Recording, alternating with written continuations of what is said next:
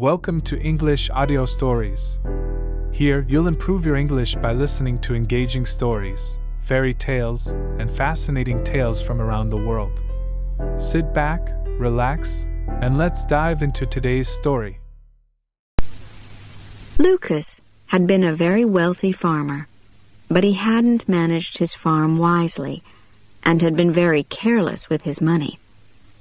He realized too late what a fool he had been when he lost everything. Now he and his wife lived in poverty in a tiny house, which could hardly be called a house. The cracks in the walls made it impossible to keep warm. Rain came in through the holes in the roof. Their life was a constant struggle. They had always prayed for a child, but during their years of wealth, God had never listened. Now they were poor and had nothing, and his wife gave birth to a baby daughter. "Oh, what are we going to do?" his wife cried. "We don't have food for ourselves. How are we going to take care of this poor little stranger?" "We'll find a way," Lucas said. "She's a gift from God, so He'll help us find a way. But first we must have her christened. We must ask someone to be our daughter's godmother." They had no relatives in the area, so Lucas went to ask their neighbor's wife. "My husband and I are only poor peasants like you. Why should we add your child to our list of money worries?" was her answer. Lucas returned home with the bad news. "What can you expect?" asked his wife sadly. "When we were rich, everyone wanted to know us and be our friends. Even the mayor invited us to his home. But now we have nothing, and not even a poor peasant woman will help us." She was very worried about their little baby. Winter was almost at its end, but it was still very cold. At night the earth froze, and in the morning the houses and trees were covered in snow. They had no clothes for their child, only old bits of cloth, and her bed was the cold, hard ground. Lucas's wife kissed their baby and cried, "My poor darling, my poor little darling." Then suddenly a happy thought came to her. She told Lucas to go and ask the mayor's wife to be their child's godmother. She was godmother to the mayor's child and was certain that the mayor's wife would do the same for them. Lucas didn't feel so certain, but he went to ask her. With a heavy heart, Lucas walked past the fields and farm buildings that used to be his.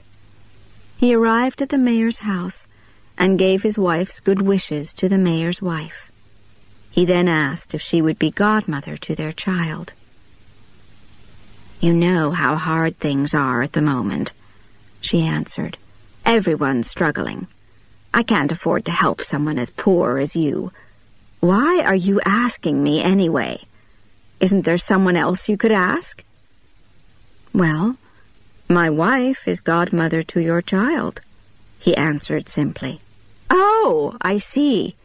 So this is a debt that I have to repay, is it?" was her angry reply. "Is that the only reason your wife agreed to be our child's godmother? And tell me, what help is your wife to our child now when you have nothing?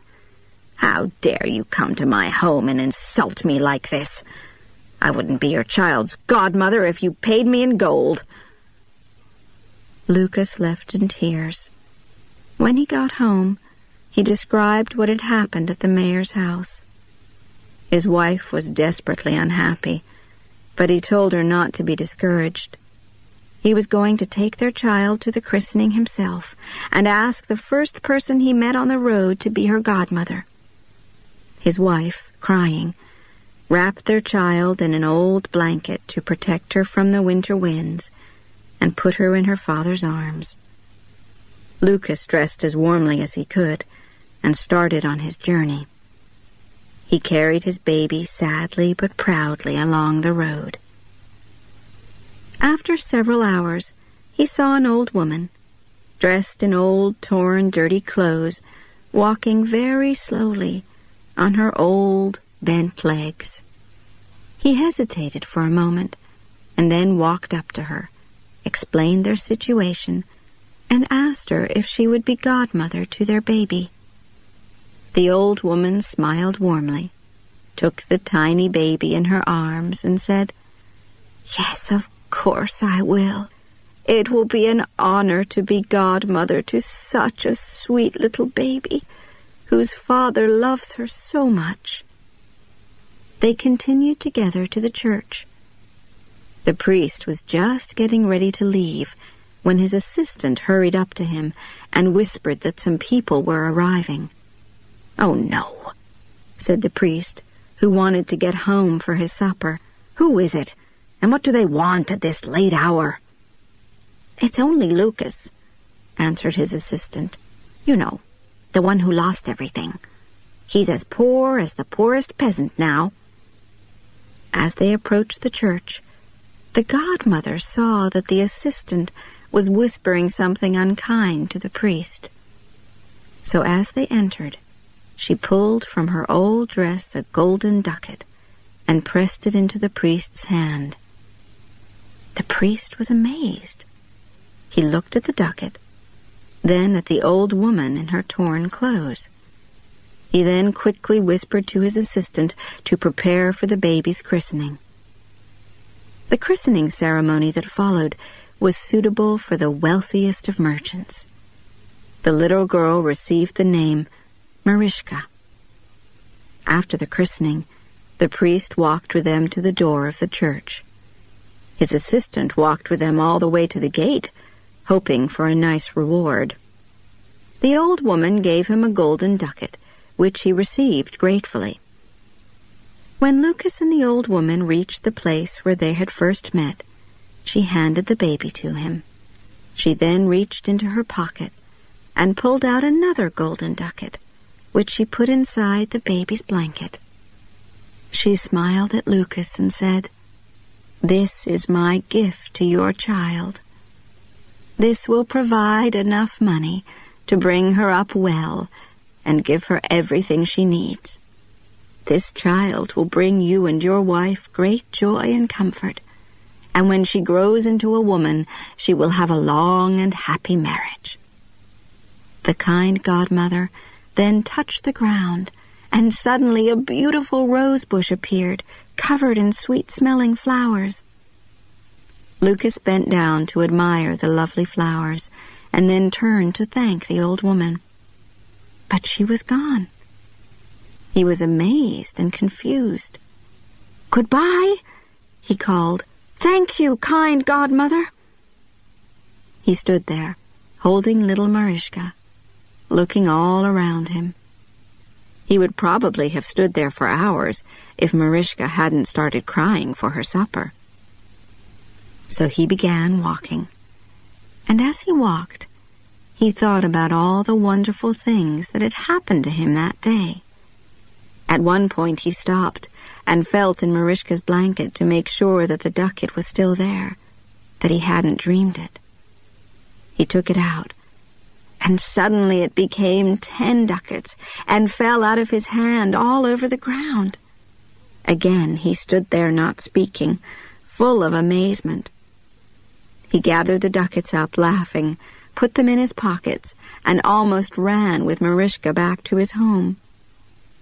Lucas's wife had been waiting anxiously at home, hungry, thirsty, and cold. There was no food in the house, and no money. She was very surprised when Lucas ran in with a happy smile on his face and told her all about the kind godmother. When he finished, he told his wife to take the godmother's christening gift out of Marischka's blanket. The wife reached in and pulled out the ducat. Suddenly there were 10, 20, 30 ducats. She cried out in happiness and surprise. The ducats flew out of her hands and rolled all over the floor.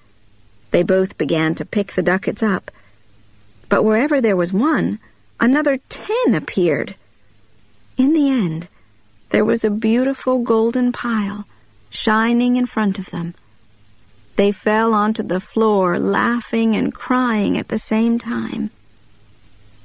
Then Lucas's wife was suddenly full of fear. Could this money be an evil curse? Maybe the woman is an evil spirit who wants to buy our souls. Lucas laughed. Don't be silly, he told her. What evil spirit would go into a church? But Lucas knew this godmother wasn't an ordinary woman. Maybe she was a good spirit, sent by God to help them. He warned his wife, however, that they must guard their secret. He told her to hide the money and not tell anyone the true story.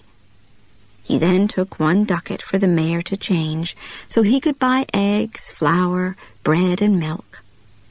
When he asked his wife what else he should buy, she immediately answered, "Our land, our house, our animals, our fields." "Tomorrow morning," Lucas replied happily. Then his wife became very serious and said, "But Lucas, please manage them more carefully this time." Lucas took her in his arms and told her quietly, "I promise to do this, for you and our child. I've been very silly and caused us much unhappiness and worry. But I've learned my lesson. Please believe me." He then left to get their supplies. While he was out, his wife sat holding her baby and dreaming happily about their future. After some time, Lucas returned with the mayor's servant, who was carrying buckets of fresh milk, a basket of eggs, and some wonderful cakes. "The mayor's wife sends her good wishes to you both, and has sent me to help you in any way I can," the servant told her.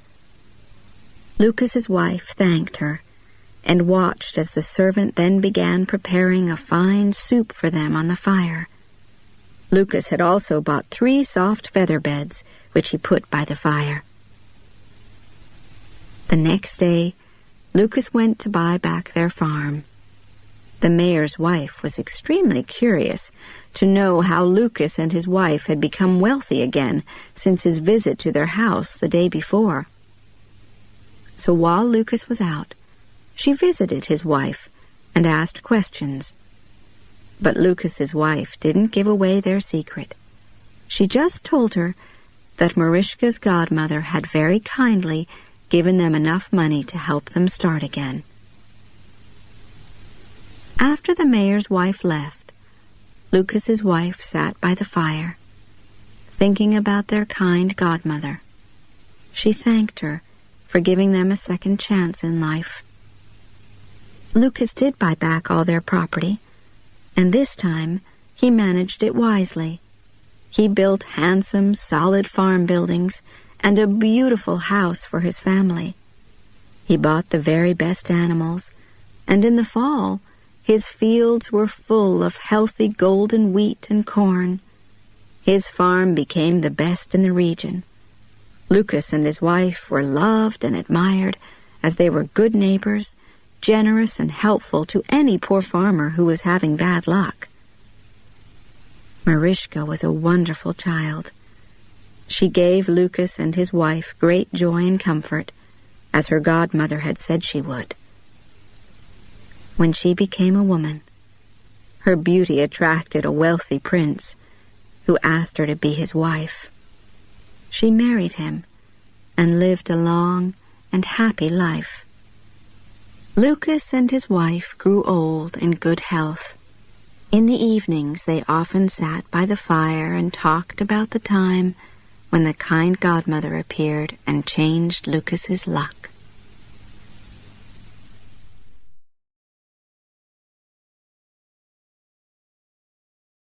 Thank you for listening. If you enjoyed this story, don't forget to like, subscribe, and hit the notification bell so you won't miss the next one. See you in the next story.